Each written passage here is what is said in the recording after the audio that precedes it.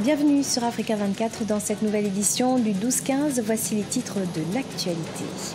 Le Soudan a lancé ce 24 juillet 2018 une opération anti-corruption. Tous les comptes bancaires basés à l'étranger vont être contrôlés. Sont concernés les fonctionnaires, les hommes d'affaires du pays ainsi que les dirigeants. Au Kenya, débat autour du chantier de la nouvelle route qui traverse Kibera. Les autorités locales kenyanes ainsi que la Commission nationale des droits de l'homme avaient en effet conclu un plan de réinstallation, plan qui n'est pas effectif à ce jour. 30 000 habitants de Kibera sont concernés. Et puis la reprise du tourisme en Érythrée peu à peu. Les activités reprennent depuis la signature ce 9 juillet 2018 d'un accord de paix avec l'Éthiopie. Un espoir pour l'économie nationale. Mais tout d'abord, Khalifa Sall a annoncé ce 26 juillet 2018 sa candidature à l'élection présidentielle de 2019. Un programme encore non divulgué dans son communiqué rédigé depuis la prison de Rebeuss.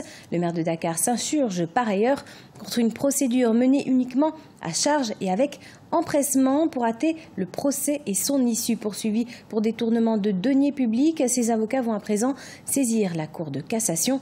Et si sa peine venait à être confirmée en cassation, il ne pourrait pas déposer sa candidature. Opération anticorruption au Soudan lancée ce 24 juillet 2018 par le gouvernement. Il vise à assainir les finances publiques.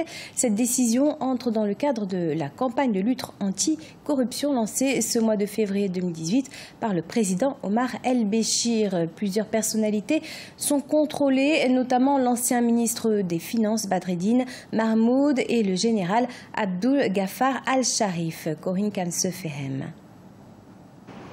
Au Soudan, une opération anticorruption lancée le 24 juillet 2018 par le gouvernement prévoit de contrôler tous les comptes bancaires de fonctionnaires, hommes d'affaires et dirigeants logés dans des banques étrangères. Cet audit examinera les dépôts et retraits effectués par les personnes soupçonnées d'actes de corruption. Nous appliquerons la loi sur la richesse illégale afin de découvrir les fonds perdus et ceux issus du blanchiment d'argent. Nous poursuivrons la corruption à l'intérieur et à l'extérieur du pays afin que notre économie se redresse. Plusieurs personnalités ont été interrogées, notamment l'ancien ministre des Finances, Badreddine Mahmoud, soupçonné d'abus financiers, et le général Abdul Ghaffar Al-Sharif, accusé d'enrichissement illicite et d'autres charges liées à la sécurité nationale. Par ailleurs, la Banque centrale du Soudan a confisqué les fonds de 89 clients de banques soudanaises accusés de manipuler les recettes d'exportation. Moi, je suis d'avis pour que ces fonds qui sont allés dans des paradis fiscaux et qui ont échappé à l'État du Soudan,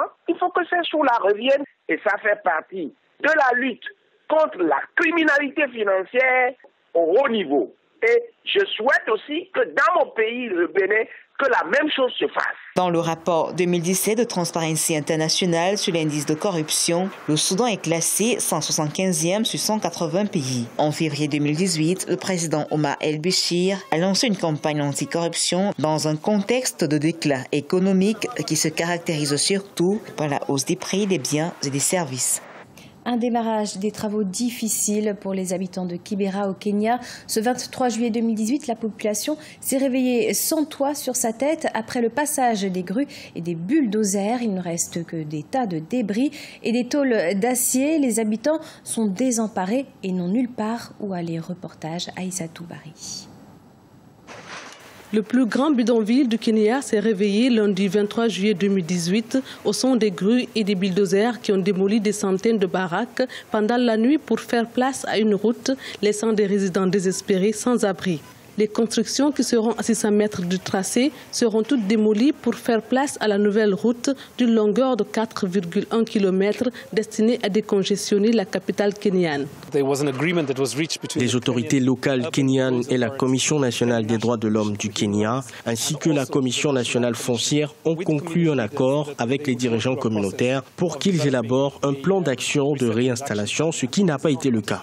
À peine avons-nous commencé à rémunérer ceux qui se trouvaient dans la zone que les bulldozers sont arrivés sous la garde armée.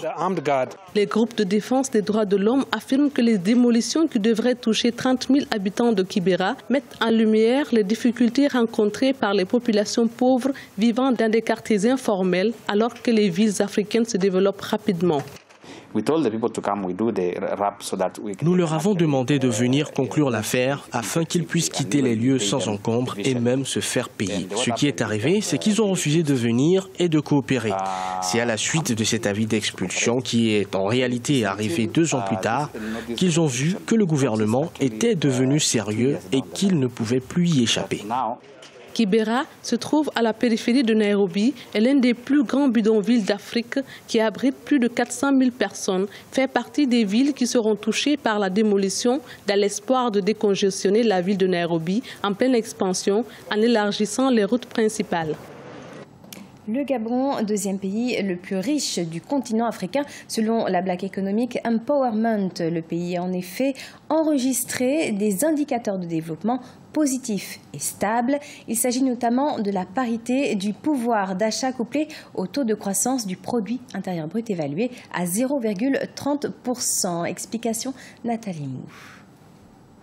En 2017, le Gabon a été classé deuxième pays le plus riche d'Afrique par le programme sud-africain Black Economic Empowerment. Le Gabon a enregistré des statistiques macroéconomiques encourageantes avec un taux de croissance annuel du PIB évalué à 0,30%. De plus, ce pays affiche l'un des indices de développement humain les plus faibles d'Afrique pour un produit intérieur brut par habitant cumulé de près de 880 000 milliards de francs CFA. Pour ce PIB par habitant, il faut dire qu'il cache une réalité, c'est que c'est davantage le pétrole qui contribue le plus.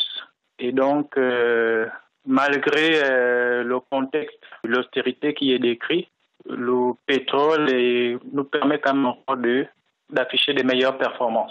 Au Gabon, des experts estiment que le rapport entre la création de richesses et le niveau de vie des populations est équitable. Des indicateurs qui ne tiennent pas compte des mesures de redressement des finances publiques appliquées dans le pays depuis juin 2018. À peine 20% de la population qui va davantage garder entre ses mains l'essentiel de la richesse qui est produite. Le récent classement Black Economic Empowerment range la Guinée équatoriale à la première place des pays les plus riches du continent à partir du principe de parité du pouvoir d'achat. Ces 2 pays d'Afrique centrale dévancent ainsi l'Afrique du Sud et l'Égypte dans le classement. Au Zimbabwe, l'enseignement supérieur bénéficiera d'un investissement de près d'1,5 milliard de dollars de la part du secteur privé. Une annonce du président Emmerson Mnangagwa ce 25 juillet 2018. De nouveaux projets d'infrastructure, mais également des logements pour les étudiants. Par ailleurs, un programme de prêt aux étudiants zimbabwéens sera mis en place pour un montant total de 10 millions de dollars afin de leur permettre de financer leurs études. Après l'accord de paix entre l'Érythrée et l'Éthiopie, l'Érythrée connaît une nouvelle dynamique sur le plan du tourisme. Le pays a connu de nombreuses arrivées de touristes, essentiellement des Éthiopiens, au grand bonheur des hôteliers qui sortent d'une longue période d'inactivité. Cheikh Omar Bandaogo. Massawa, ville portuaire d'Érythrée le long de la mer Rouge. Avec pourtant un port qui semble ne plus être fonctionnel, des rues désertes et des bâtiments anciens qui portent des stigmates de la guerre. Mais voilà, peu à peu, la vie reprend dans la ville depuis la signature le 9 juillet 2018 de la déclaration d'amitié entre ce pays et son voisin l'Éthiopie, mettant ainsi fin à 20 ans de conflit frontalier entre les 2 pays.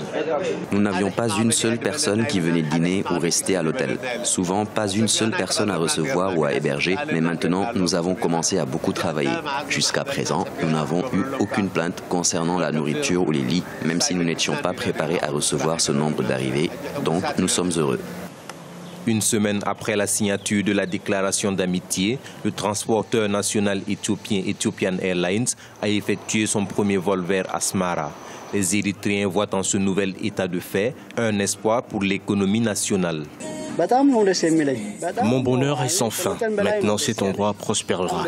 Il y aura des affaires, car nos frères éthiopiens commenceront à venir et passer de bons moments ici. Nous les accueillerons avec tout ce que nous avons. Dans l'ensemble, je pense que cet endroit revivra. Le conflit entre l'Éthiopie et l'Érythrée a coûté la vie à plus de 80 000 personnes. Au moins 350 000 personnes vivant le long de la frontière des 2 côtés ont été déracinées et forcées de fuir. En 2017, Asmara a été déclaré site du patrimoine mondial de l'UNESCO, mais peu de gens pouvaient encore visiter la ville. Ce journal a été préparé par l'ensemble de la rédaction. Merci de nous avoir suivis.